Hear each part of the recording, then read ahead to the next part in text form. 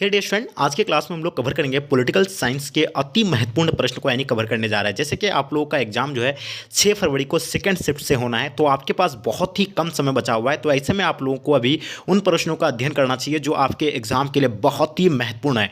तो dear student, इसमें सभी सेलेक्टेड क्वेश्चन है और आपको जो है बिल्कुल जब प्रश्न पत्र आप खोलेंगे तो यहाँ से आपको लगभग क्वेश्चन जो है आपको यानी सेम टू सेम हूबहू आपको यानी देखने को मिलेंगे।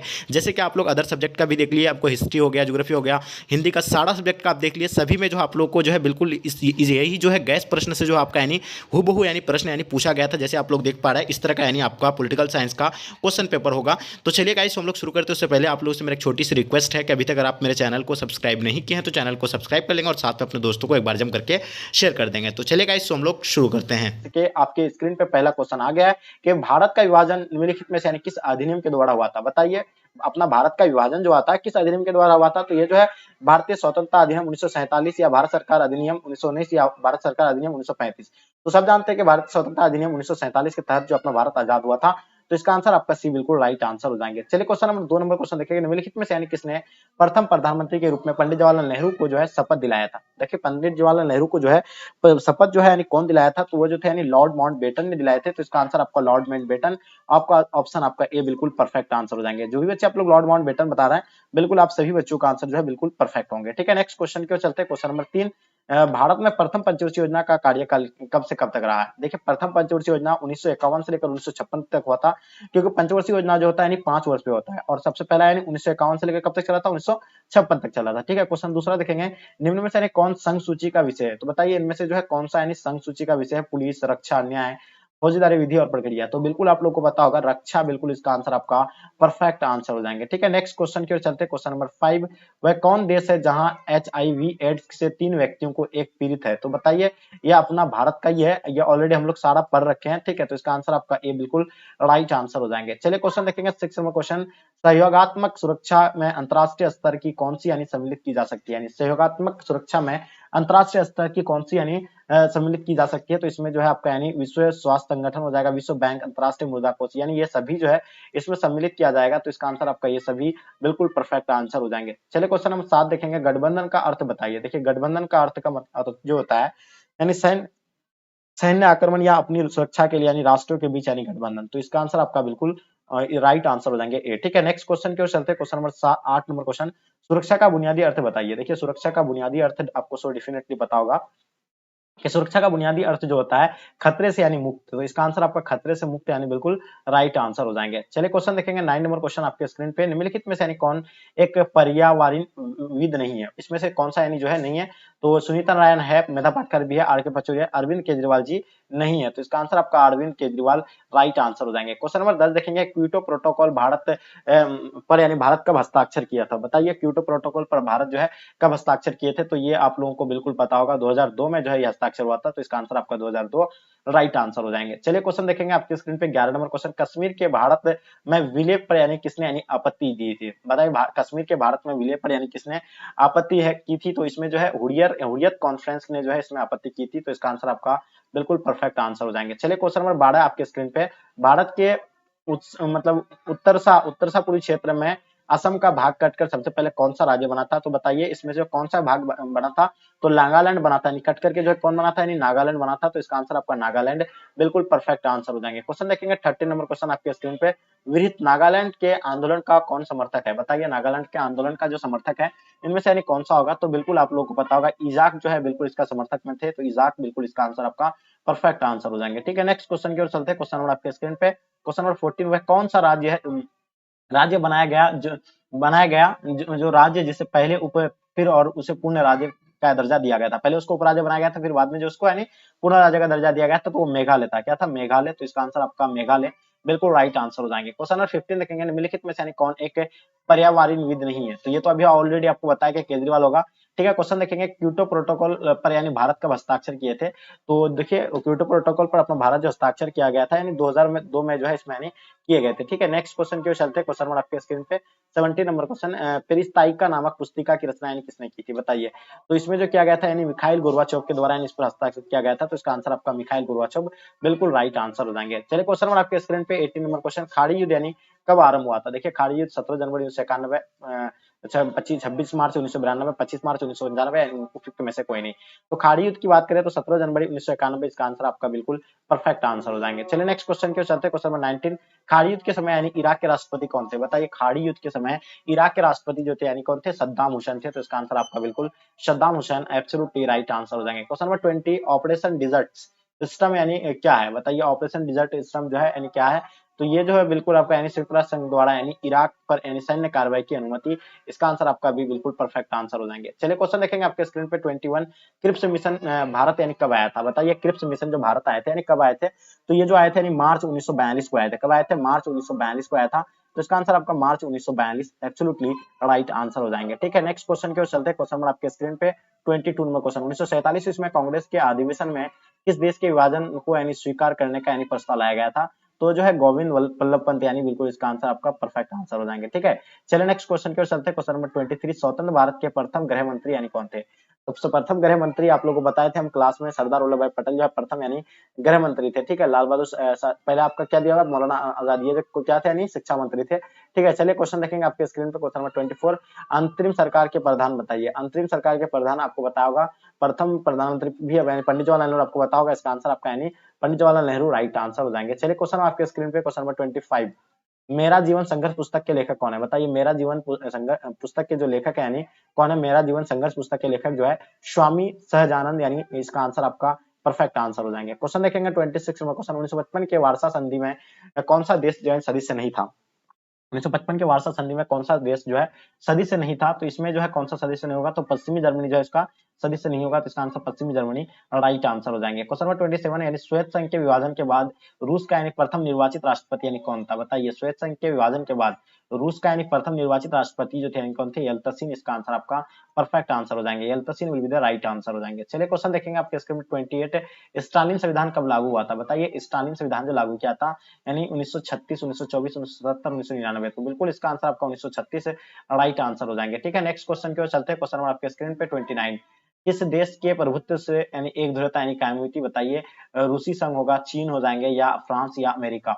तो बिल्कुल डियर स्टूडेंट आप लोगों को पता होगा, अमेरिका यानी राइट आंसर हो जाएंगे। एक ध्रुवता यानी कायम जो क्या था नहीं, अमेरिका बिल्कुल राइट आंसर हो जाएंगे। चलिए क्वेश्चन देखेंगे 30 नंबर क्वेश्चन, 1917 में रूस में समाजवादी राज्य की स्थापना यानी किसने की थी? 1917 में रूस में जो है समाजवादी राज्य की स्थापना जो है किसके द्वारा किया गया था? नहीं, लेनिन के द्वारा किया गया था। तो इसका आंसर आपका लेनिन राइट आंसर हो जाएंगे। चलिए क्वेश्चन देखेंगे 31, हैदराबाद का भारतीय संघ में विलय यानी किस प्रकार हुआ था? बताइए, हैदराबाद का भारतीय संघ में जो विलय जो है किस प्रकार का हुआ था? ये आपको पता होगा, स्वेच्छा से हुआ था, बलपूर्वक यानी अंग्रेजों के माध्यस्थ द्वारा, यानी उपयुक्त से सभी तरह के। तो इसका आंसर आपका यानी बलपूर्वक यानी राइट आंसर हो जाएंगे। ठीक है, नेक्स्ट क्वेश्चन की ओर चलते हैं। क्वेश्चन नंबर 32, राज्यों का यानी पुनर्गठन आयोग कब बना था? देखिए, राज्य पुनर्गठन आयोग जो बना था यानी 29 दिसंबर 1953 को बना था। तो बिल्कुल इसका आंसर आपका परफेक्ट आंसर हो जाएंगे। ठीक है, चलिए 33 देखेंगे आपके स्क्रीन पे, हमारी नियोजन व्यवस्था किस विचारधारा पर आश्रित है? तो बताइए, हमारी नियोजन व्यवस्था जो है किस विचारधारा पर आश्रित है? तो ये आपको पता है, लोकतांत्रिक समाजवाद पर। तो इसका आंसर आपका लोकतांत्रिक समाजवाद राइट आंसर हो जाएंगे। ठीक है, नेक्स्ट क्वेश्चन के चलते, क्वेश्चन नंबर 34, संविधान के किस अनुच्छेद में केंद्र और राज्य के बीच यानी विधायी संबंधों का उल्लेख है? तो ये जो है अनुच्छेद यानी 245 से लेकर 55 तक। तो इसका आंसर आपका ए बिल्कुल परफेक्ट आंसर हो जाएंगे। क्वेश्चन देखेंगे आपके स्क्रीन में 35, बजट का संबंध किस पक्ष के साथ है? तो बजट का संबंध जो है आय एंड वे दोनों के साथ होगा। तो इसका आंसर आपका यानी क्या हो जाएगा? बिल्कुल सी राइट आंसर हो जाएंगे, आय एंड वे दोनों राइट आंसर हो जाएंगे। ठीक है, नेक्स्ट क्वेश्चन के चलते, क्वेश्चन नंबर 36, यानी भारत में नेहरू युग यानी कब से कब तक चला था? यानी पंडित जवाहरलाल नेहरू कब से कब तक अपना शासन चलाया था? तो आप लोग पता है 1947 में वो प्रधानमंत्री बने थे और 1964 तक यानी 1964 में उसका मृत्यु हो गया था। ठीक है, तो इसका युग जो है 1964 में समाप्त हो गया था। ठीक है, नेक्स्ट क्वेश्चन की ओर चलते हैं। क्वेश्चन नंबर 36, यानी चीन में साम्यवादी शासन की स्थापना यानी कब हुई थी? बताइए, चीन में जो है साम्यवादी शासन की स्थापना जो है कब हुआ था? तो ये 1949 में हुआ था। यानी कब हुआ था? 1949 राइट आंसर हो जाएंगे। चलिए क्वेश्चन देखेंगे आपके स्क्रीन पे 38, यानी पंचशील समझौता के समय चीन के प्रधानमंत्री यानी कौन थे? तो डियर स्टूडेंट आप लोगों को बता पंचशील समझौता कब हुआ था? तो आप सभी बच्चों को बता 1954 को जो है पंचशील समझौता हुआ था, और उस टाइम जो चीन के प्रधानमंत्री का नाम था इनका चाओ इन लाई। तो इसका आंसर चाओ इन लाई राइट आंसर हो जाएंगे। क्वेश्चन देखेंगे 39, गोवा को पुर्तगाल से आजादी के समय भारत के प्रधानमंत्री यानी कौन थे? तो गोवा को जो है पुर्तगाल से आजादी के समय जो भारत का प्रधानमंत्री था वो कौन था? यानी पंडित जवाहरलाल नेहरू था, लाल बहादुर शास्त्री थे, इंदिरा गांधी थे, राजीव गांधी थे। तो ये कमेंट करके आप लोग जरूर बताइए इसका आंसर क्या हो जाएगा। ठीक है, नेक्स्ट क्वेश्चन चलते हैं 14 नंबर क्वेश्चन, दक्षेस का पहला सम्मेलन किस देश में हुआ था? तो दक्षेस का पहला सम्मेलन आपको पता है बांग्लादेश में हुआ था। और कब यानी मतलब इसका दक्षेस का स्थापना कब हुआ था? 1985 को हुआ था। और एक चीज बता दें आपको, पहले इसमें 7 देश था, बट एक जो है बाद में यानी जोड़ा गया है, अभी मिला करके यानी 8 हो गया। ठीक है, कितना हो गया, यानी 8 मिला हो गया, 8 8 अभी जो है देश है किसमें, रक्षस में यानी सार्क में। बाद में अफगानिस्तान आया था। क्वेश्चन देखेंगे 41, भारतीय जनता पार्टी किस पार्टी का पूर्ण जन्म कहा जाता है। देखिए भारतीय जनता पार्टी का पुराना नाम जो था क्या, भारतीय जनसंघ था, और इसी को जो है क्या है भारतीय जनता पार्टी नाम दिया गया है। चलिए आगे देखेंगे आपके स्क्रीन पे 42, भारतीय राजनीतिक दलीय व्यवस्था को यानी किस श्रेणी में रखा गया है। तो भारतीय दलीय व्यवस्था को जो है यानी बहुदलीय व्यवस्था श्रेणी में रखा गया है, यानी बहुदलीय इसका आंसर आपका परफेक्ट आंसर है। 43, धर्मनिरपेक्षता का अर्थ बताइए। देखिए धर्मनिरपेक्षता का अर्थ जो होता है सभी धर्मों का यानी समान आदर, तो इसका आंसर आपका सभी धर्मों का समान आदर बिल्कुल राइट आंसर हो जाएंगे। क्वेश्चन देखेंगे 44, किस वायसराय ने बंगाल विभाजन किया था। बताइए किस वायसराय ने बंगाल विभाजन किया था। तो ये जो है लॉर्ड कर्जन के द्वारा यानी किए थे, तो इसका answer Lord Curzon right answer हो जाएगा। 45, किस प्रक्रिया के अंतर्गत पृथ्वी को एक इकाई या भूमंडलीकरण गांव के रूप में यानी समझा जाता है। तो ये जो माना गया यानी किसका, यानी वैश्वीकरण, इसका आंसर आपका यानी राइट आंसर हो जाएंगे, वैश्वीकरण परफेक्ट आंसर हो जाएंगे। चलिए 46 आपके स्क्रीन पे क्या कहलाता है कि विकेंद्रीयकरण किस शासन की विशेषता है। बताइए विकेंद्रीयकरण जो है यानी संघात्मक शासन है, तो इसका आंसर आपका संघात्मक शासन राइट आंसर हो जाएंगे। चलिए क्वेश्चन आपके स्क्रीन पे 47, भारतीय संविधान की यानी किस सूची पर यानी केंद्र और राज्य दोनों विधायकें यानी कानून बन सकती है। तो ये जो बन सकती है यानी कौन सा, यानी समवर्ती सूची में, तो इसका आंसर आपका समवर्ती सूची बिल्कुल राइट आंसर हो जाएंगे। क्वेश्चन देखेंगे 48, यानी संपूर्ण क्रांति आंदोलन का नेतृत्व यानी किसने किया था।